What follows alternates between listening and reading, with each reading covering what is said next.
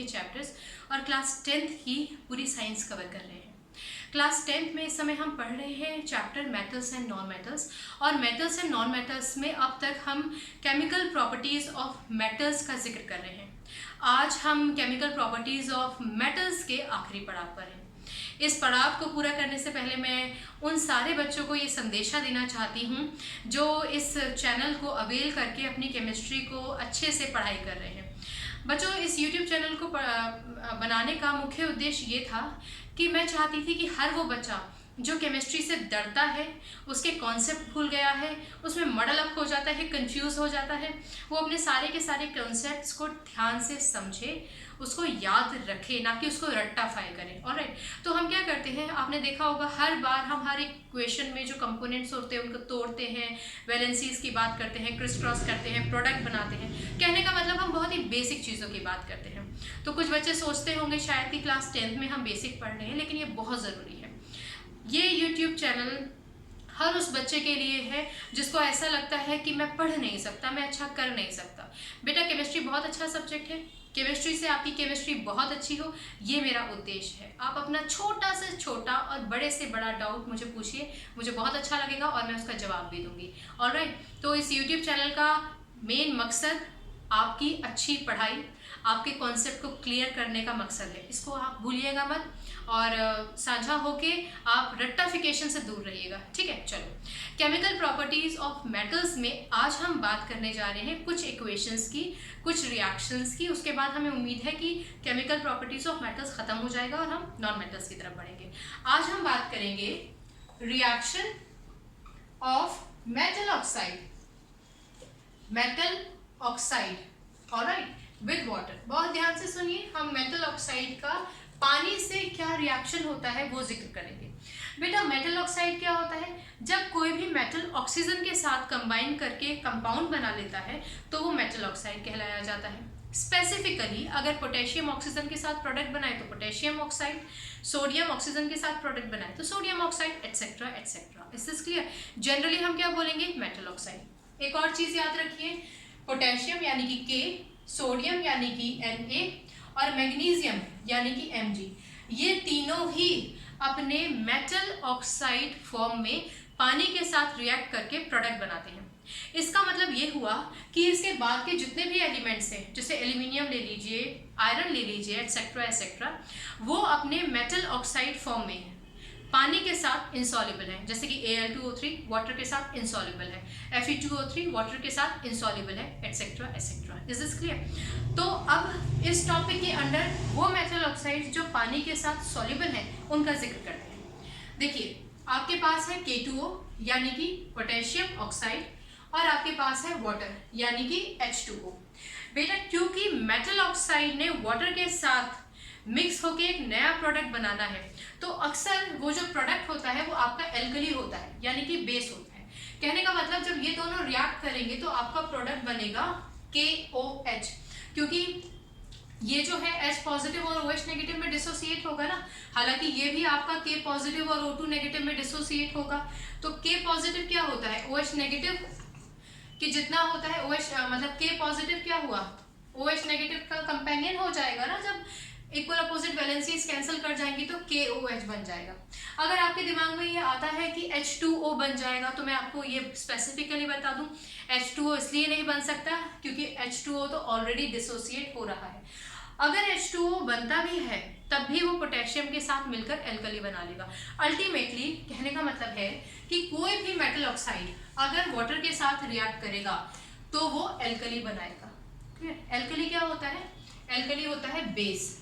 Base कह दो आप, एल्कली कह दो, एक ही बात है। क्लियर? कई बार आपको लिखा नजर आएगा कि भाई KOH का नेचर क्या होता है, तो आप बोलोगे बेसिक नेचर। ओके, आप सोच रहे होंगे यार बैलेंसिंग और नामकरण तो किया नहीं, अभी करेंगे। अच्छा, बेसिक नेचर, बेसिक और एल्कली का मतलब क्या होता है? इसका मतलब होता है B for basic and B for blue. इसका मतलब अगर आप एक रेड लिटमस को KOH में डिप करते हो तो वो रेड लिटमस आपका ब्लू में कन्वर्ट हो जाएगा। और ये बात हम पहले ही कर चुके हैं कि जितने भी आपके बेसिक कंपोनेंट्स होते हैं वो रेड लिटमस को ब्लू में कन्वर्ट कर देते हैं, यानी कि आप एक बीकर लीजिए, उसमें आपने KOH डाल रखा है, इसमें एक रेड लिटमस पेपर डालिए, वो रेड लिटमस का जितना पोर्शन इसमें डिप होगा वो सारा का सारा आपका ब्लू हो जाएगा। क्लियर? तो B for blue and B for basic. Is this clear? और याद रखिएगा बेस को एल्कली भी कहते हैं। इसको हटा दें कुछ समय के लिए या अभी रख लें? चलो ठीक है, रख लेते हैं। अब इक्वेशन को बैलेंस करते हैं बच्चों। यहाँ पे K कितना है 2, यहाँ K कितना है 1, चलो बैलेंस कर दिया। ओके, H कितना है 2, H कितना हो गया 2। ऑक्सीजन हमारे पास कितना है? ऑक्सीजन है एक ये रहा और एक ये, और यहाँ कितना हो गया ऑक्सीजन? आपको दिखाई दे रहा है ना, ऑक्सीजन कितना हो गया 2। तो सिंपल है हमारी इक्वेशन, K 2 K हो गए, H हमारे पास 2 है, H का क्योंकि ऑब्वियसली यहाँ कुछ नंबर नहीं है तो मतलब हम 1 मानेंगे ना, तो 2 का मल्टीप्लिकेशन H से मतलब 2 हाइड्रोजन, एक ऑक्सीजन ये, एक ऑक्सीजन ये, मतलब 2 ऑक्सीजन, और यहाँ पे हमारे पास 2 ऑक्सीजन है। क्लियर? चलो इसका नामकरण कर ले। ये तो आपको मालूम ही है, पोटेशियम ऑक्साइड। क्लियर? स्पेसिफिकली हम पोटेशियम ऑक्साइड कहेंगे क्योंकि यहाँ पर सिंबल लिखा है K। जनरली आप इसको मेटल ऑक्साइड भी कह सकते हो, ठीक? और ये तो है ही पानी, वाटर। क्लियर? तो ये क्या है, मैं साइड में लिख देती हूँ इसका नाम, ठीक? आप नीचे लिख लीजिएगा। ये है हमारा पोटेशियम हाइड्रोक्साइड। पोटेशियम हाइड्रोक्साइड मैं आपको पहले ही बता चुकी हूँ कि मेरी हैंडराइटिंग थोड़ी सी गड़बड़ है, तो आप थोड़ा सा एडजस्ट कर लीजिएगा। अच्छा, एक और चीज़ सुन लो बच्चों बहुत ध्यान से। जो हमारा पोटेशियम ऑक्साइड है ना K2O, वो था क्या? बेसिकली पोटेशियम था अपने पास, ठीक? पोटेशियम पर ऑक्सीजन की लेयर जम गई थी, तो पोटेशियम तो मेटल है ना, और मेटल क्या होता है? सॉलिड। अब अगर उस पर ऑक्सीजन की लेयर जम जाएगी तो वो क्या रहेगा? सॉलिड। तो इसलिए मैं आपको समझा रही हूँ कि आप किताबों में देखिए तो कंफ्यूज ना हो, ये सॉलिड। अच्छा, वाटर क्या होता है भाई? वाटर तो होता ही लिक्विड है, ठीक? तो ये क्या होगा, हमने बहुत पहले भी ये बात डिस्कस की है कि अगर किसी भी चीज को आप पानी में घोल कर बनाते हो, मतलब पानी है, पानी में आपने किसी भी चीज को डाला, तो जो सॉल्यूशन बनेगा उसके साथ आप लिखोगे AQ। आप समझ गए ना मैंने नीचे क्यों लिखा है? मेरे पास जगह नहीं है, आप लिख लीजिएगा साइड में। Okay, AQ। तो अगर आप कहीं पर भी KOH के साथ AQ मतलब AQ का मतलब एक्वस, QU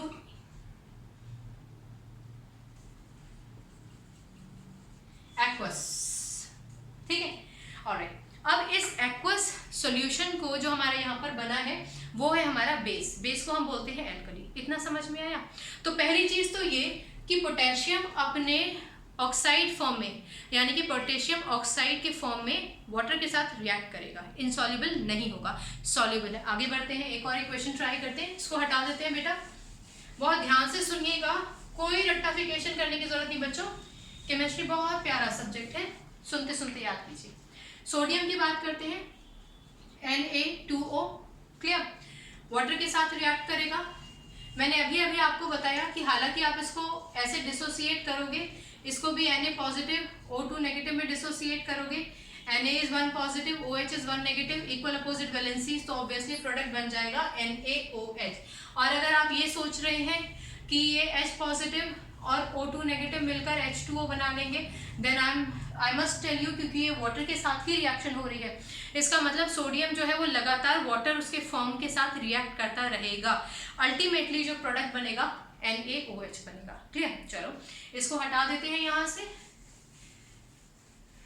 इसका बैलेंसिंग करने से पहले एक बार मैं आपको फिर से बता दूं, सोडियम एक मेटल था, उसके ऊपर ऑक्सीजन की लेयर आ गई है, इसका मतलब ये अपने सॉलिड फॉर्म में ही रहेगा। ऑलराइट, H2O तो होता ही आपका लिक्विड फॉर्म में है, और क्योंकि ये जो Na2O है ये पानी में, हमने Na2O पानी में डिसॉल्व किया है ना, ऑलराइट, इसीलिए NaOH बना है, तो जाहिर है ये होगा आपका एक्वस। क्लियर? कोई दिक्कत?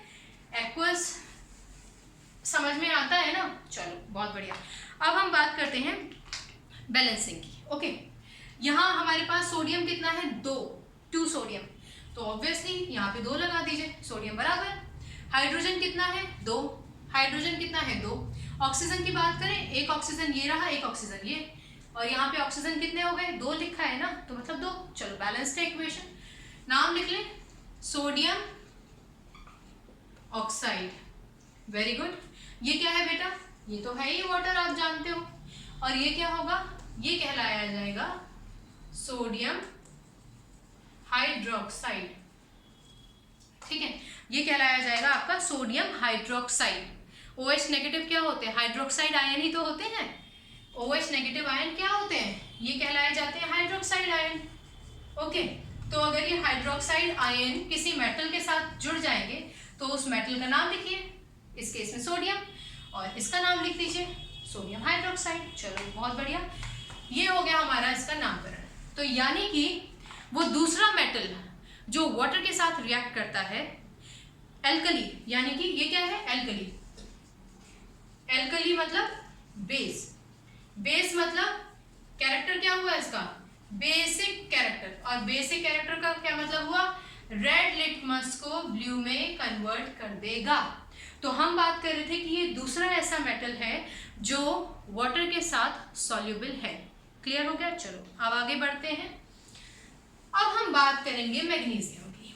मैग्नीशियम का केस थोड़ा सा डिफरेंट है।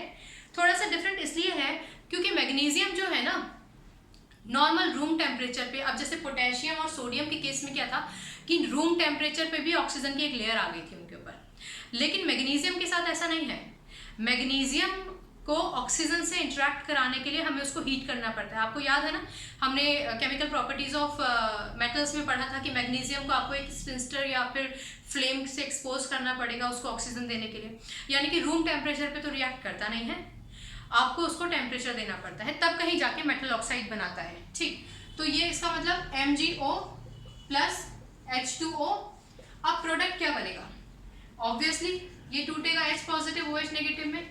ये आपका Mg2 पॉजिटिव है और OH नेगेटिव है।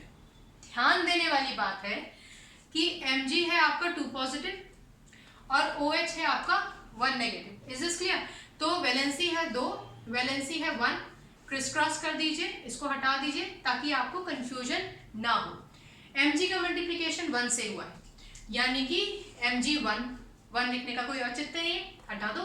और OH का मल्टीप्लिकेशन किससे हुआ है? 2 से, यानी कि OH का whole twice. Okay, alright, clear हो गया? चलो इसको हटा देते हैं। हम पहले ये बात कर चुके हैं, सॉरी बच्चों, ये Mg2 पॉजिटिव O2 नेगेटिव था। क्लियर? हम पहले ही ये बात कर चुके हैं कि अगर आप ये सोचते हो कि ये दोनों मिलकर H2O बना लेंगे तो MgO जो है वो वाटर, और उस वाटर किसी भी फॉर्म में उसको मिल जाएगा, वो उसके साथ रिएक्ट करेगा ही करेगा बेस बनाने के लिए। बेस मतलब एल्कली। ऑलराइट, चलो अच्छा एक बात है बच्चों, जो मैग्नीशियम है ना, मैग्नीशियम को जब हम जलाते हैं, ऑक्सीजन से एक्सपोज करते हैं तो राख बन जाती है। अब राख क्या है? आप राख को छूते हो ना, तो राख लिक्विड फॉर्म में तो होती नहीं और गैस फॉर्म में भी नहीं होती, तो राख को आप क्या बोलोगे? सॉलिड बोलोगे ना। इसीलिए MgO जो है वो सॉलिड है। H2O तो आपको मालूम ही है लिक्विड होता है। क्लियर? अब क्योंकि MgO को वाटर से एक्सपोज किया गया है, ठीक, इसीलिए ये क्या कहलाया जाएगा? एक्वस। पानी में घोल के जो चीज आप बनाते हो वो आपका एक्वस कहलाया जाता है। इसमें कोई प्रॉब्लम है आप लोगों को? ओके, अब एक चीज और समझिए कि आपको, अब इसका पहले बैलेंसिंग कर लेते हैं फिर बात करेंगे। मैग्नीशियम 1, हाइड्रोजन 2, हाइड्रोजन 2, ऑक्सीजन कितना है बेटा? ऑक्सीजन तो एक ही है, इधर एक है ना, पर उधर कितना है? 2, तो हम क्या करेंगे? यहाँ पे लगा देंगे 2। चलो अब देखते हैं बैलेंस करके। हाइड्रोजन तो भैया हो गए हैं 4 और उधर कितने हैं? 2, तो क्या करें बेटा? यहाँ पे लगा देते हैं 2। ठीक, अब हाइड्रोजन 2 और 2 ये हो गया, मतलब हाइड्रोजन हो गए 4, हाइड्रोजन हो गए 4, ऑक्सीजन कितना हो गया? 2, ऑक्सीजन कितना हो गया? हम कुछ गड़बड़ कर रहे हैं शायद शुरुआत से ही। हाँ, ऐसा कुछ है क्या? ऑक्सीजन अपने पास कितना हो गया? ऑक्सीजन तो यहाँ पर हो गया 2 और 2 4। इसका मतलब ये हुआ कि हमें इसको दोबारा से मिटाना पड़ेगा। कई बार गलतियां हो जाती हैं, एक बार फिर से चेक करते हैं। MgO, Mg 1 है, Mg 1 है, हाइड्रोजन 2 है, हाइड्रोजन 2 है, ऑक्सीजन 1 है। ओ सॉरी, ऑक्सीजन 1 तो ये रहा, ऑक्सीजन कितना है? 2। ठीक है बेटा, अब हो गया क्लियर। चलो अच्छी बात है ना, कंफ्यूज होना भी अच्छी बात है, कोई बुरी बात नहीं है। दोबारा से देखते हैं, आप लोग बताया कीजिए कि हम कुछ काउंट करने से छोड़ रहे हैं। मैग्नीशियम एक, वेरी गुड। ऑक्सीजन कितना है? एक ऑक्सीजन तो ये है ना बेटा, और एक ऑक्सीजन ये है, यानी कि ऑक्सीजन 2 है अपने पास। ऑक्सीजन हो गए 2, वेरी गुड। हाइड्रोजन कितना है? 2, और हाइड्रोजन कितना है? 2। इसका मतलब हमारी इक्वेशन बैलेंस्ड है, हम खामखा इसमें टाइम बर्बाद कर रहे हैं। चलो बहुत बढ़िया बात। अब हम इसका नामकरण करें। चलो, ये क्या है आपका? ये है मैग्नीशियम ऑक्साइड, ठीक। अच्छा, अभी जो बैलेंसिंग में गड़बड़ हुई ना, तो उसे आपको भी एक सबक लेना चाहिए कि कई बार हम सिर्फ बैलेंस करने के चक्कर में ही ना पड़ जाए, एक बार क्रॉस चेक करने की कुछ गड़बड़ तो नहीं कर रहे। चलो आगे, ये क्या है? वाटर। और ये क्या है बेटा? ये है हमारा मैग्नीशियम हाइड्रोक्साइड। और अब आप जानते हैं कि मैग्नीशियम हाइड्रोक्साइड क्या होता है? Basic in nature. नेचर क्या होता है? बेसिक। या फिर कई जगहों पर आपको केवल बेस, कई जगहों पर आपको एल्कली लिखा नजर आ जाएगा। और बेसिक इन नेचर का मतलब क्या होता है? रेड लिटमस को ब्लू लिटमस में कन्वर्ट करेगा। इस चीज को आप समझ लीजिए। ऑलराइट, अब अगर यहां तक आपको कोई दिक्कत है भैया, तो फिर आप फौरन से पूछ लीजिएगा, और अगर आपको कोई दिक्कत नहीं है तो आपको भी कंग्रेचुलेशंस और मुझे भी कंग्रेचुलेशंस। ऑलराइट, चलो अब हम आगे बढ़ते हैं। आगे बढ़ने से पहले एक चीज और हम देख लेते हैं, ठीक है? ओके, अब हम बात करेंगे, मार्कर चेंज कर लेती हूँ मैं। कई बार क्या होता है ना, हम मार्कर चेंज करके आपको पढ़ाने की कोशिश करते हैं कि, लेकिन दूसरे मार्कर से ना कई बार बच्चों को नजर नहीं आता, तो वो मुझे बाद में बताते हैं। इसको हटा देते हैं बेटा, ये हमारा टॉपिक खत्म। और हाँ, एक और चीज समझ लो, इसके बाद के जो एलिमेंट है ना, मैंने पहले ही बताया था, एल्यूमिनियम ऑक्साइड, मेटल ऑक्सीजन के से जब रिएक्ट करता है मेटल ऑक्साइड, तो इसके बाद के जो मेटल ऑक्साइड्स हैं वो वाटर में इनसॉल्युबल हैं। ओके, चलो आगे बढ़ते हैं। कभी भी किसी भी मेटल में रिएक्शंस में अगर वेरिएशन आ जाए ना बेटा, तो याद रखिएगा कि वो उसकी रिएक्टिविटी सीरीज की वजह से है।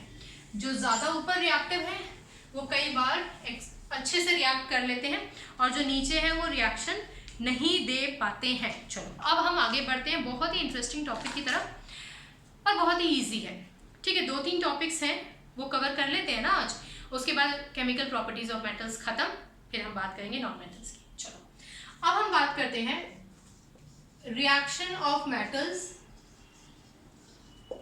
With chlorine.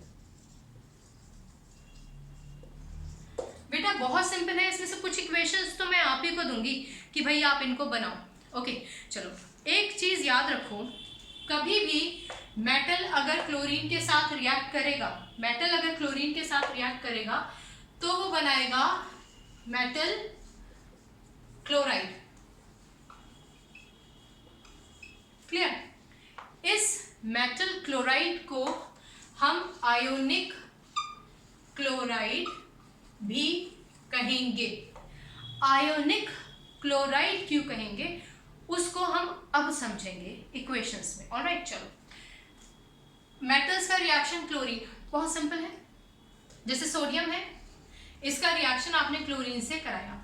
हम लोगों ने बेटा पहले भी कई बार डिस्कस किया है कि क्लोरीन जो होता है आपका, वो अक्सर गैसियस फॉर्म में होता है, Cl2 फॉर्म में होता है, फिर वो डिसोसिएट करता है Cl आयन में। क्लियर? किसी और से रिएक्ट करने के लिए, यानी कि अगर इसको सोडियम से रिएक्ट करना है तो पहले हम इसको तोड़ेंगे। Na होता है Na1 पॉजिटिव फॉर्म में, क्लियर? और Cl होता है 1 नेगेटिव फॉर्म में। जो मैं कॉन्सेप्ट आपको समझाने जा रही हूँ उसको बहुत ध्यान से सुनिएगा, क्योंकि इसी से रिलेटेड आगे भी कुछ कंटेंट है वो आपको बिल्कुल समझ में नहीं आएंगे अगर आपने इसको नहीं समझा तो। इससे रिलेटेड हमने इसको थोड़ा सा पहले भी डिस्कस किया है, तो इसको सिर्फ स्क्रॉल मत कर दीजिएगा, it is very important, just listen it. Okay, अब देखो सोडियम अपना एक इलेक्ट्रॉन क्लोरीन को दे देगा उससे रिएक्ट करने के लिए, जाहिर सी बात है। तो ये क्लोरीन को एक इलेक्ट्रॉन देगा तो ये Cl नेगेटिव हो जाएगा। वैसे अगर हम देखें तो इक्वल अपोजिट चार्जेस हैं, प्रोडक्ट बन जाएगा आपका NaCl। अब जैसे कि हम सारी इक्वेशंस करते थे, हम इसको बैलेंस करेंगे। बहुत सिंपल जा रही है इक्वेशन। Cl 2 है, यहाँ Cl 1 है, 2 लगा दीजिए। सोडियम 2 हो गया तो भैया यहाँ पे 2 लगा दो। तो आखिरकार इस छोटी सी सिंपल सी इक्वेशन में समझने जैसी चीज क्या है, वो ये है। यहाँ देखिए Cl2 का मतलब हुआ क्लोरीन और क्लोरीन। बहुत ध्यान से सुनना बेटा, ये बहुत इंपॉर्टेंट कॉन्सेप्ट है। ओके, आप जानते हैं कि क्लोरीन का एटॉमिक नंबर होता है 17। इस इक्वेशन से अलग आ जाइए, क्लोरीन का एटॉमिक नंबर 17, कॉन्फ़िगरेशन 287। आप जानते हैं इसके पास इस शेल में होने चाहिए थे 8 इलेक्ट्रॉन। क्लियर? तो मैं क्या करती हूँ, मैं इसको ऊपर वाला रब कर देती हूँ बेटा, इसको हटा देते हैं। ठीक, बहुत ध्यान से सुनो बच्चों। इसका मतलब ये मेरे पास कितने हैं, 2 क्लोरीन। तो एक क्लोरीन था जिसके पास 1 2 3 4 5 6 7 इलेक्ट्रॉन थे। क्लियर? क्लोरीन कितने हैं, 2। अब ये जो दूसरा वाला क्लोरीन है इसके पास भी डेफिनेटली 7 इलेक्ट्रॉन है। इसके इलेक्ट्रॉन्स क्रॉस से दिखाए हैं, इसके डॉट से दिखाती हूँ, 1 2 3 4 5 6 7। जब ये दोनों क्लोरीन अपने अपने इनकम्प्लीट शेल्स के साथ एक दूसरे के कॉन्टैक्ट में आते हैं तो ये दोनों क्लोरीन आपस में बातें करते हैं। समझाने के लिए बता रही हूँ। ये क्लोरीन कहता है भैया मेरे पास आखिरी शेल में ना 8 इलेक्ट्रॉन होने चाहिए थे, एक ही इलेक्ट्रॉन की कमी है। तो ये क्लोरीन कहता है भैया मेरे साथ भी यही स्थिति है, तो हम क्या करें। तो ये दोनों बोलते हैं चलो अपने अपने इलेक्ट्रॉन्स को शेयर कर लेते हैं। तो ये क्या करते हैं, अपने अपने इलेक्ट्रॉन्स को शेयर कर लेते हैं। क्योंकि इन्होंने इलेक्ट्रॉन्स को शेयर किया है, 2 इलेक्ट्रॉन शेयर होते हैं ना, तो एक बॉन्ड आता है। ये आप आगे भी पढ़ोगे। तो ये हो गया Cl बॉन्ड Cl। अच्छा, हर बार बॉन्ड दिखाने की जरूरत नहीं है, इसीलिए हम लिख देते हैं Cl2। समझ में आया? और आपको मालूम है कि वो बॉन्ड जो इलेक्ट्रॉन्स के शेयरिंग से बनता है, that bond is known as covalent bond. Covalent bond. Clear? दुनिया में सिर्फ जेम्स बॉन्ड ही नहीं है, कोवलेंट बॉन्ड भी है, और भी केमिस्ट्री के बॉन्ड हम एक और पढ़ेंगे। ठीक है, फिलहाल तो एक और पढ़ेंगे पर आगे। ठीक, इतना समझ में आया बच्चों? आगे बढ़े। तो हमारे पास हमने ये देखा कि क्लोरीन अपने इस फॉर्म में था, Cl2 फॉर्म में कैसे था। अब इसमें अनोखी बात क्या है, इस इक्वेशन में के मद्देनजर हम इसको क्यों डिस्कस कर रहे हैं, क्योंकि आप जब बैलेंस करते हो ना तो आपके पास 2 सोडियम आया। तो मैं आपको ये समझाना चाहती हूँ कि आपके पास क्लोरीन थे 2। क्लियर? इसके पास 7 इलेक्ट्रॉन, 1 2 3 4 5 6 7। क्लियर? और इसके पास भी 7 इलेक्ट्रॉन्स हैं, 1 2 3 4 5 6 7। ओके, जब हमने इक्वेशन को बैलेंस कर लिया, बैलेंस करने का मतलब ही ये होता है कि पूरा ऑथेंटिकेशन कर दीजिए कि कितने एटम्स थे, किसने किसको कितने इलेक्ट्रॉन्स दिए। ठीक, तो इसलिए हम बैलेंस करते हैं। तो अब यहाँ पे हमारे पास सोडियम कितने हैं, 2। सोडियम 2 मतलब एक Na ये, एक Na ये। आप जानते हैं सोडियम का एटॉमिक नंबर होता है 11, कॉन्फ़िगरेशन होता है 281। यानी कि अगर मेरे पास 2 सोडियम है तो दोनों सोडियम का कॉन्फ़िगरेशन 281 होगा। इसका मतलब इसके पास ये इलेक्ट्रॉन फालतू है, ये इलेक्ट्रॉन फालतू है। फालतू का मतलब अगर वो इस एक इलेक्ट्रॉन को निकाल दें, किसी को दे दें, तो वो स्टेबल हो जाएंगे। क्लियर? तो हमारे पास क्योंकि यहाँ पर 2 सोडियम थे, तो ये सोडियम क्या करेगा, इसके पास एक इलेक्ट्रॉन है, ये वाला इलेक्ट्रॉन दिखा रही हूँ, इसके पास भी एक इलेक्ट्रॉन है। एक का डॉट से दिखा दिया, दूसरे का क्रॉस से, कोई हर्ज नहीं है। आप दोनों को क्रॉस से भी दिखा सकते हो, दोनों को डॉट से भी दिखा सकते हो। कहने का मतलब इसको क्रॉस से दिखाया, इसको भी क्रॉस से दिखा सकते हो, इसको डॉट से दिखाया, इसको भी डॉट से दिखा सकते हो। पर हम अपनी कन्वीनियंट के लिए आप कंफ्यूज ना हो या व्हाटएवर, हम ऐसे दिखा सकते हैं, आप कैसे भी दिखा सकते हो।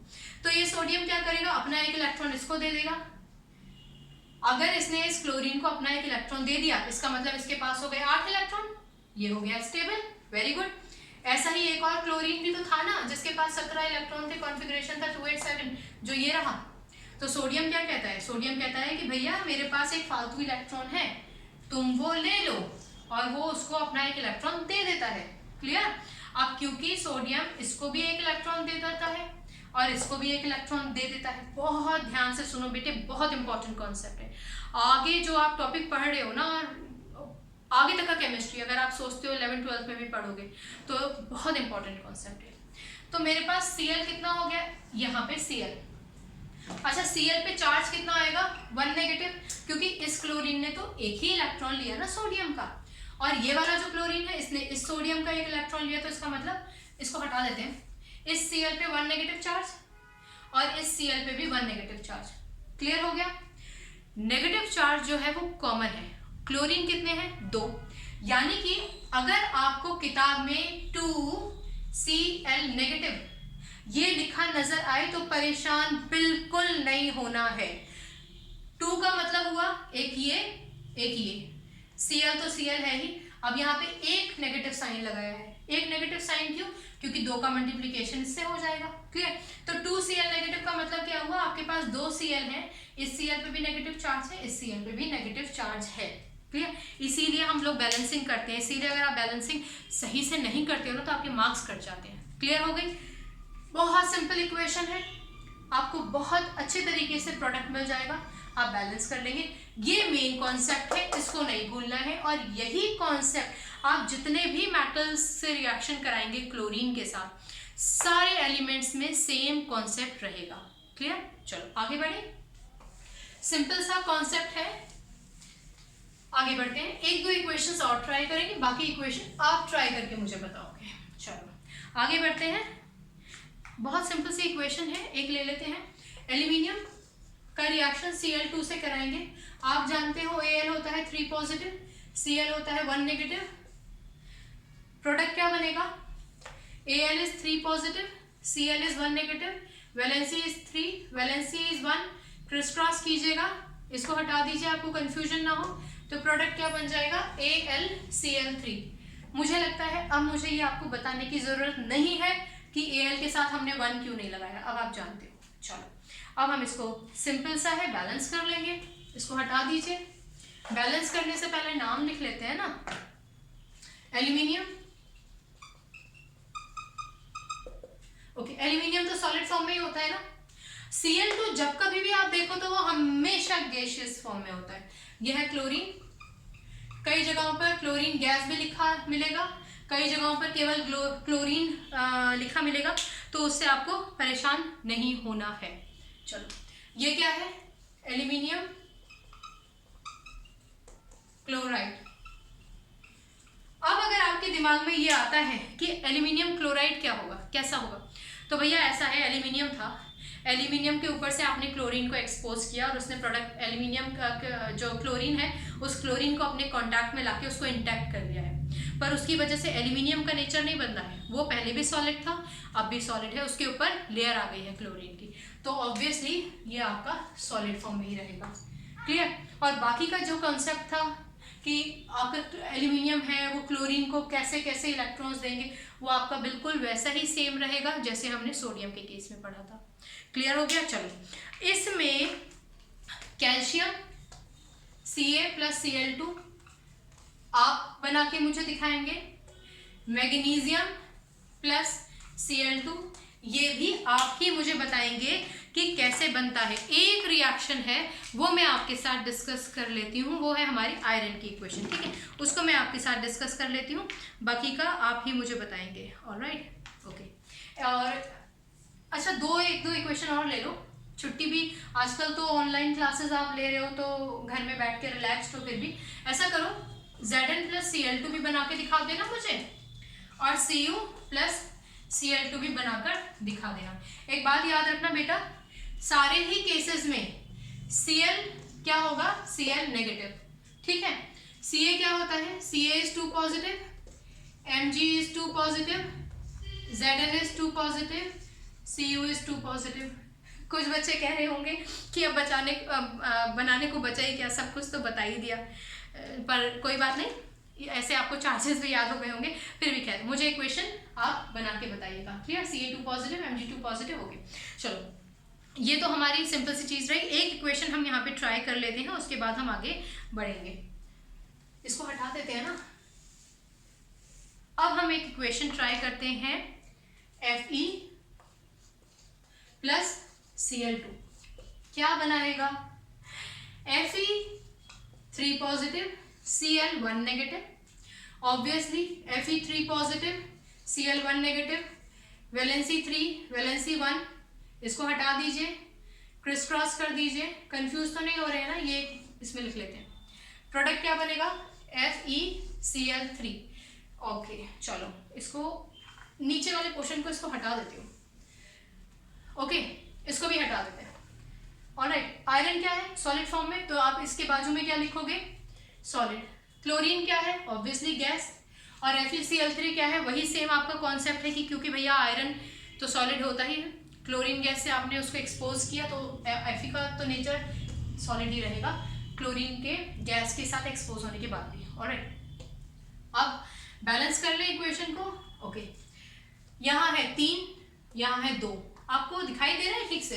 मैं इस इक्वेशन को ना दोबारा लिख लेती हूँ, मुझे ऐसा लग रहा है कि कुछ ज्यादा ही गंदी हैंडराइटिंग हो गई। FeCl3, चलो Cl है 3, इधर Cl है 2, मसला आ गया ऑड इवन वाला। ऑड इवन वाला जब भी मसला आए तो एक ऐसे नंबर से मल्टीप्लाई कर दीजिए जहां पे भैया दोनों इवन हो जाए। कहने का मतलब ऑब्वियसली यहां लगा दो 2। अब क्लोरीन कितना हो गया 6। अच्छा बच्चों, अब मैं एटम्स के नंबर रिएक्टेंट की साइड में कितने हैं, प्रोडक्ट साइड में कितने नहीं लिखती हूँ, क्योंकि मुझे ऐसा लगता है कि अब तो आपको ऐसे ही बैलेंस करने में आसानी होती होगी ना। चलो, क्लोरीन 3 to the 6, यहाँ बचा 2, ऑब्वियसली 3 से मल्टीप्लाई कर दो। तो क्लोरीन तो भैया हो गया 6, क्लोरीन हो गया 6। आयरन कितना है, इधर है आयरन 2, इधर कितना है 1, लगा दो 2। ठीक है, आप सोच रहे होगे इतना आसान काम। अब नामकरण करते हैं, ऑब्वियसली आयरन। अच्छा, स्टेट मैंने ना ऊपर ही लिख दिया तो मैं नीचे नहीं लिख रही हूँ। ऑब्वियसली क्लोरीन, और क्योंकि यहां पर जो आयरन था वो Fe3 पॉजिटिव था, और Fe3 पॉजिटिव को आप क्या बोलते हो, आप फेरिक भी बोलते हो, और आप क्या बोलते हो, आप आयरन थर्ड भी बोलते हो बच्चों। इसीलिए इसका नाम होगा आयरन थर्ड क्लोराइड या फिर फेरिक क्लोराइड। ऑलराइट, कोई कंफ्यूजन किसी भी तरीके का हो तो पूछ लीजिएगा। क्लियर हो गई बात? चलो इसको मिटा देती हूँ, और अब हम बात करते हैं, इसको सबको हटा दिया मैंने, ठीक है। अब हम बात करते हैं कि भैया कोई भी मेटल क्लोराइड आयोनिक क्लोराइड क्यों कहा जाता है, इसका हम जिक्र कर लेते हैं, ठीक है। तो वो आयोनिक क्लोराइड इसलिए कहा जाता है क्योंकि अब जैसे आप अभी जस्ट हमने बात की Fe की, तो Fe3 पॉजिटिव, जिस पर पॉजिटिव चार्ज होता है वो जनरली तो कहलाया जाता है आयन, लेकिन जिस पे स्पेसिफिकली वो क्या कहलाया जाएगा, कैटायन। आप लोगों को नजर आ रहा है ना। और क्लोरीन क्या है, 1 नेगेटिव। जनरली तो आप इसको भी आयन बोलोगे, जनरली तो भैया ये आयन ही रहेंगे, और जिसमें नेगेटिव चार्ज हो वो क्या कहलाया जाता है, एनायन। तो क्योंकि यहाँ पे आयंस और आयंस दोनों एक दूसरे के साथ पॉजिटिव नेगेटिव के साथ कंबाइन कर रहा है, इसीलिए हम इसको आयोनिक क्लोराइड बोलते हैं। और इसका सबसे बड़ा रीजन आयोनिक बॉन्ड है, ठीक है। जो आपका इलेक्ट्रोवैलेंट बॉन्ड होता है वो क्या होता है वो एक बार समझ लेते हैं, ठीक। आयोनिक बॉन्ड इलेक्ट्रोवैलेंट बॉन्ड को ही बोलते हैं, उसको एक बार समझ लीजिए। हालांकि पहले भी बताया होगा,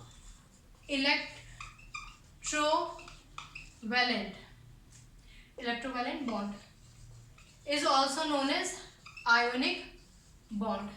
तो यहाँ पे है क्या, जैसे सोडियम था ना, अभी जस्ट मैंने बताया था, सोडियम क्या करता है, क्लोरीन को अपना एक इलेक्ट्रॉन दे देता है।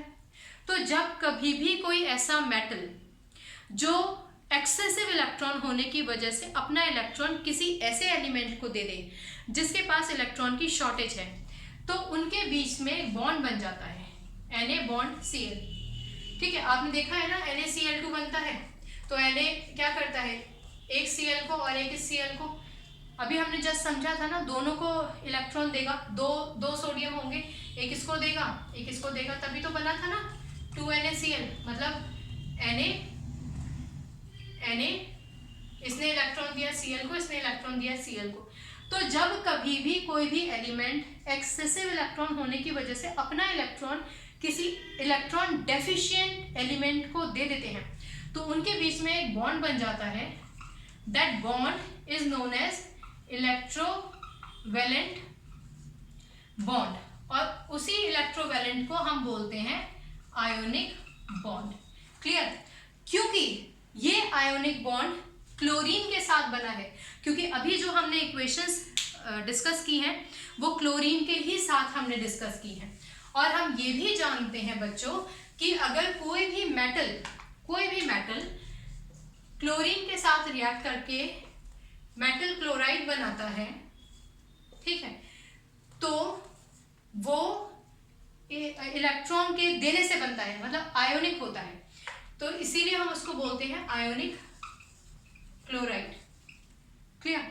हम ये भी बात जानते हैं कि अगर क्लोरीन किसी मेटल के साथ जुड़ जाता है तो वो क्लोराइड कहलाया जाता है। किसी भी एलिमेंट के साथ जुड़ जाता है, इवन हाइड्रोजन के साथ अगर जुड़ जाता है, नॉट ओनली मेटल, तो वो क्लोराइड में बदल जाता है, उसका नाम क्लोरीन ना होकर क्लोराइड हो जाता है।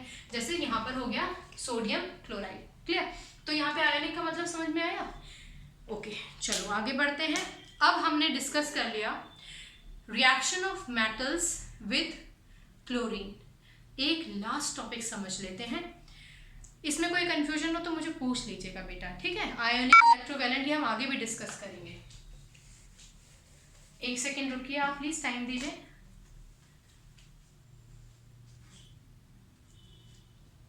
जस्ट अ मिनट बच्चों, बैटरी का थोड़ा सा मसला हो गया है, मैं इसको चार्जिंग पे लगा देती हूँ। ऑल राइट, ओके, चलो क्लास को रिज्यूम करते हैं। बहुत छोटा सा टॉपिक रह गया है और उसके बाद केमिकल रिएक्शंस मेटल्स की खत्म। अब हम बात करने जा रहे हैं chemical reaction of metals, chemical reaction of metals with hydrogen. बेटा ये ना बहुत ही ज्यादा स्पेशल है, बहुत ज्यादा स्पेशल है। एग्जाम में आपसे पूछा जा सकता है कि इसमें खास क्या है, तो पहले तो मैं आपको बता देती हूँ कि खास क्या है। इस रिएक्शन को पढ़ने से पहले हम ये पढ़ते हैं व्हाट इज हाइड्रोजन। हाइड्रोजन एक इकलौता ऐसा नॉन मेटल है जो मेटल्स के साथ रखा गया है पीरियोडिक टेबल में। जब हम पीरियोडिक क्लासिफिकेशन ऑफ एलिमेंट्स पढ़ेंगे ना, तो हम इसको विस्तार से पढ़ेंगे। अभी सिर्फ इंपॉर्टेंट बात सुन लीजिए। तो क्योंकि हाइड्रोजन एक नॉन मेटल है, तो हाइड्रोजन पर नेगेटिव चार्ज होना चाहिए।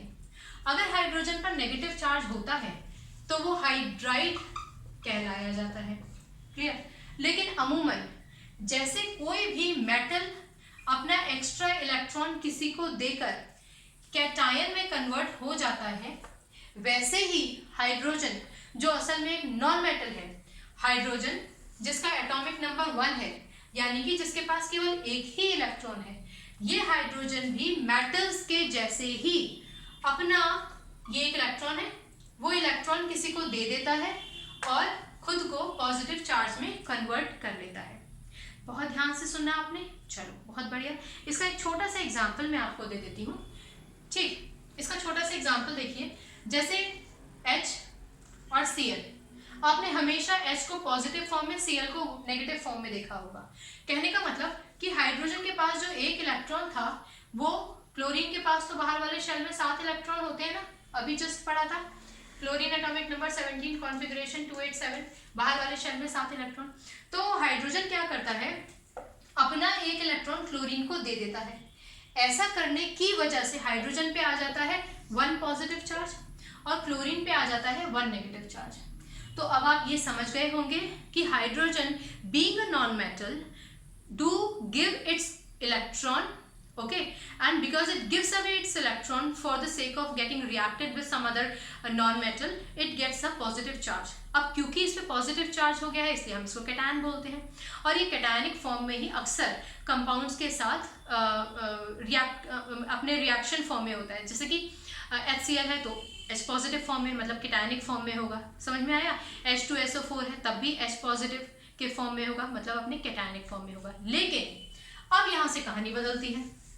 लेकिन कुछ ऐसे एलिमेंट्स का मतलब जो हाईली रिएक्टिव है, जैसे कि के, पोटेशियम, सोडियम, कैल्शियम, मैग्नीशियम। आपको मालूम है कि रिएक्टिविटी सीरीज में ये सारे के सारे एलिमेंट्स ऊपर हैं, अच्छे रिएक्टिव हैं। इन्होंने हमेशा ही बाकी के एलिमेंट्स से थोड़ी सी different property, vigour of reaction ज़्यादा इन्होंने दिखाया है हमेशा। ठीक, अब क्या होता है, ये जो आपके एलिमेंट्स हैं, ये एलिमेंट्स हाइड्रोजन को कंपेल करते हैं कि आप हमारा इलेक्ट्रॉन लो। ऐसी स्थिति में जैसे कि अगर मैं सोडियम की बात करूं, सोडियम प्लस H2 क्या बनेगा? पहले तो आप ये समझिए Na होता है 1 पॉजिटिव। पहले हम सिर्फ प्रोडक्ट बनाने पे फोकस करेंगे, उसके बाद हम पूरी कहानी समझेंगे। और H होता है आपका इस केस में 1 नेगेटिव। इस केस में मैं समझाऊंगी। तो 1 positive 1 negative equal opposite charges, criss cross करने की जरूरत नहीं है। आप प्रोडक्ट सीधे आंख बंद करके लिख दीजिए NaH। आंख बंद करके मत लिखिएगा, मेरे कहने का मतलब है कि आपको इसमें ज्यादा शोध करने की जरूरत नहीं है। ऑलराइट, चलो फिर उसके बाद बैलेंसिंग की बात आती है। तो भैया हाइड्रोजन 2 है, 1 है, यहाँ 2 लगा दो। सोडियम 2 हो गए, यहाँ 2 लगा दो। चलो हमारी इक्वेशन तो पहले बैलेंस हो गई। अब हम बात करते हैं मूल। इस केस में normally hydrogen H positive form में होता है। कुछ एलिमेंट्स जो ज्यादा रिएक्टिव हैं वो हाइड्रोजन को कंपेल करते हैं कि वो हाइड्रोजन को अपना इलेक्ट्रॉन दे सके। यानी कि इस केस में क्योंकि सोडियम के पास एक एक्स्ट्रा इलेक्ट्रॉन है, फालतू इलेक्ट्रॉन है, वो हाइड्रोजन जिसके पास एक इलेक्ट्रॉन ही है, ध्यान है ना, हाइड्रोजन के पास एक ही इलेक्ट्रॉन होता है, तो सोडियम क्या करता है, अपना एक इलेक्ट्रॉन हाइड्रोजन को दे देता है फोर्सफुली, बिकॉज वो बहुत रिएक्टिव है, उसकी पावर बहुत ज्यादा है। इसकी वजह से हाइड्रोजन पे हो जाता है नेगेटिव चार्ज। क्योंकि अब हाइड्रोजन पे नेगेटिव चार्ज हो गया है, वो मेटल के साथ रिएक्ट करके NaH बना लेता है। क्लियर हो गई बात?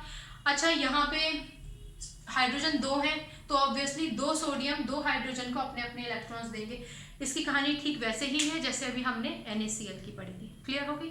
चलो और एक दो इक्वेशन समझ लेते हैं। एक दो इक्वेशन मैं आपको होमवर्क के लिए दे देती हूँ। कौन कौन सी होमवर्क के लिए है? K + H2 क्या बनाएगा? बहुत सिंपल है, H को आप H नेगेटिव फॉर्म में लेंगे और K तो आपका होता ही 1 पॉजिटिव है, प्रोडक्ट बना लीजिएगा। सिंपल है, मैंने आपको हिंट भी दे दिया है। क्लियर? दूसरा, एक और चीज याद रखिए कि Mg है, अगर वो H2 के साथ रिएक्ट करेगा तो क्या बनाएगा? आपको ध्यान है ना, Mg होता है 2 पॉजिटिव और इस केस में H को हम 1 नेगेटिव फॉर्म में लेंगे। और अगर हाइड्रोजन के ऊपर 1 नेगेटिव चार्ज होता है, आपको मालूम है मेटल हाइड्रोजन के साथ रिएक्ट कर रहा है, मतलब मेटल ने हाइड्रोजन को अपना इलेक्ट्रॉन दिया ही होगा, तो उस केस में हाइड्रोजन पर नेगेटिव चार्ज ही आएगा। तो इसका मतलब ये हाइड्रोजन नहीं कहलाया जाएगा, ये क्या कहलाया जाएगा? हाइड्राइड। क्लियर? तो यहाँ पर क्या बनेगा वो भी बताइएगा। अच्छा, लास्ट वाली इक्वेशन में हम नामकरण भूल गए थे, अभी करते हैं। चलो एक इक्वेशन मैं आपको समझा देती हूँ और उसके बाद आप लोग खुद से इक्वेशन बनाएंगे। जिसका नामकरण नहीं किया था ना उसका करते हैं अभी। पहले ये पढ़ लेते हैं Mg। अच्छा, Mg तो मैंने आपको होमवर्क में दिया है ना, Ca + H2 क्या करेंगे? आपको मालूम है Ca होता है 2 पॉजिटिव, इस केस में H इज 1 नेगेटिव। इसको अलग से लिख लेते हैं, Ca 2 positive H 1 negative, valency 2 valency 1, criss cross कीजिए, इसको हटा दीजिए, आपको कंफ्यूजन ना हो। प्रोडक्ट क्या बन जाएगा? CaH2। ठीक है ना? चलो इक्वेशन को बैलेंस कर देते हैं, देखते हैं। कैल्शियम 1 है, कैल्शियम 1 है, हाइड्रोजन 2 हाइड्रोजन 2, इक्वेशन हमारी बैलेंस्ड है। ये क्या है बेटा? ये है कैल्शियम, ऑब्वियसली सॉलिड फॉर्म में होता है, तो आपको किताबों में ऐसे लिखा नजर आ जाएगा। ये क्या है? हाइड्रोजन, ऑब्वियसली हमेशा गैस फॉर्म में होता है, गैसियस फॉर्म में होता है, तो आपको G लिखा नजर आ जाएगा। फिर हमारे पास है CaH2। कैल्शियम तो मेटल होता है, उस पर हाइड्रोजन ने एक्सपोज कर लिया है, ठीक है, हाइड्रोजन ने कवर बना लिया है, तो लेकिन कैल्शियम का तो स्टेट चेंज नहीं होगा ना, तो ये क्या कहलाया जाएगा? Calcium hydride. हाइड्राइड क्यों? क्योंकि यहाँ का जो हाइड्रोजन है वो 1 नेगेटिव फॉर्म में था, इतना आपको याद रखना है। इसके अलावा कैल्शियम हाइड्राइड की जगह आपसे अगर किताब में पूछा जाए, कि कोई भी मेटल हाइड्रोजन से रिएक्ट करता है तो वो आयोनिक हाइड्राइड क्यों बनाता है? आयोनिक का मतलब समझ गए ना, इलेक्ट्रोवैलेंट। तो आपने क्या जवाब लिखना है? आपने कहना है कि क्योंकि इस केस में मेटल अपना इलेक्ट्रॉन हाइड्रोजन को दे देता है, जिसकी वजह से हाइड्रोजन पे नेगेटिव चार्ज आ जाता है, जिसकी वजह से वो हाइड्रोजन ना कह के हाइड्राइड कहलाया जाता है। ये तो मैं आपको याद कराने के लिए बता रही हूँ, पर बेसिक चीज ये है कि क्योंकि कोई भी मेटल हाइड्रोजन को अपना एक इलेक्ट्रॉन दे रहा है, और ऐसे केस में जहां एक इलेक्ट्रॉन ट्रांसफर हो जाता है तो मेटल और हाइड्रोजन के बीच में जो बॉन्ड बनेगा वो आपका कहलाया जाएगा आयोनिक बॉन्ड। और क्योंकि ये H2 मतलब H2 जो है यहाँ पर H नेगेटिव के फॉर्म में टूटेगा, और H नेगेटिव होता है हाइड्राइड, इसीलिए कोई भी मेटल जो अपना इलेक्ट्रॉन H नेगेटिव हाइड्रोजन को देकर उसको हाइड्राइड में कन्वर्ट करने के बाद एक प्रोडक्ट बनाया जाएगा, वो आयोनिक हाइड्राइड कहलाया जाएगा। ठीक है, आप इसको मेटल हाइड्राइड भी कह सकते हैं, आयोनिक हाइड्राइड भी कह सकते हैं, और स्पेसिफिकली आप एलिमेंट का नाम ले सकते हो, जैसे कि कैल्शियम हाइड्राइड। जाने से पहले एक बार उस इक्वेशन का जिक्र कर लेते हैं जिसका हमने नामकरण नहीं किया है। ठीक है, उसको हालांकि नहीं, अदरवाइज हम डिस्कस नहीं करते। वो था हमारा Na+H2 if I am not mistaken.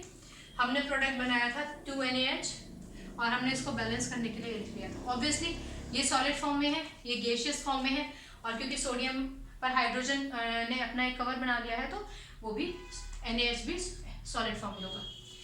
ये आप जानते ही हो, सोडियम है, आप जानते ही हैं, हाइड्रोजन है। ये क्या कहलाया जाएगा, मैंने अभी आपको बताया, सोडियम को उसके नाम से पुकारिए क्योंकि हाइड्रोजन यहाँ पर H नेगेटिव फॉर्म में है, हाइड्रोजन यहाँ पर H नेगेटिव फॉर्म में है। H नेगेटिव क्या कहलाया जाता है, H नेगेटिव कहलाया जाता है हाइड्राइड, तो ये क्या हो जाएगा, सोडियम हाइड्राइड। ठीक है, DRIDE, क्लियर।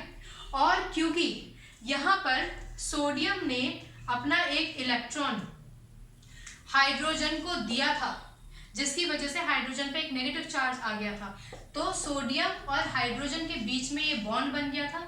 ये बॉन्ड है आपका आयोनिक बॉन्ड, इसीलिए आप इसको आयोनिक हाइड्राइड भी कह सकते हैं। क्लियर, कोवेलेंट बॉन्ड और आयोनिक बॉन्ड के बीच का डिफरेंस मत भूलना। ठीक है, आयोनिक बॉन्ड को हम इलेक्ट्रोवैलेंट बॉन्ड भी बोलते हैं। तो अगर आपसे बोला जाए कि क्या ये इलेक्ट्रोवैलेंट हाइड्राइड या आयोनिक हाइड्राइड है, तो आप बोल सकते हैं ये आयोनिक हाइड्राइड है। क्लियर, चलो एक ही बात है आयोनिक और इलेक्ट्रोवैलेंट। ऑलराइट, ओके बच्चों, यहाँ तक के सफर में हम लोगों ने मेटल्स की, केवल मेटल्स की फिजिकल और केमिकल प्रॉपर्टीज खत्म कर दी हैं। आगे आने वाले लेक्चर में हम सिर्फ नॉन मेटल्स की बात करेंगे, मेटल्स का हम जिक्र नहीं करेंगे। अगर आपको मेटल्स के अभी तक के सफर में, क्योंकि हमने मेटल कवर किया है, नॉन मेटल नहीं, कोई भी कंफ्यूजन है at any point of time, do ask me. Channel को सब्सक्राइब करना इसलिए ज़रूरी होता है कि आपको हर बार जब भी वीडियो अपलोड हो तो आपको फ़ौरन नोटिफिकेशन मिल जाए। और अगर आपको ये वीडियो समझ में आता है, अच्छा लगता है, तो आप इसको शेयर भी कर सकते हैं, मुझे कमेंट भी बता सकते हैं, आप लाइक भी कर सकते हैं अगर आपको पसंद आए तो। ठीक है, जीवन में निरंतर आगे बढ़ते रहिए, खुश रहिए और खूब तरक्की कीजिए। God bless you, bye bye.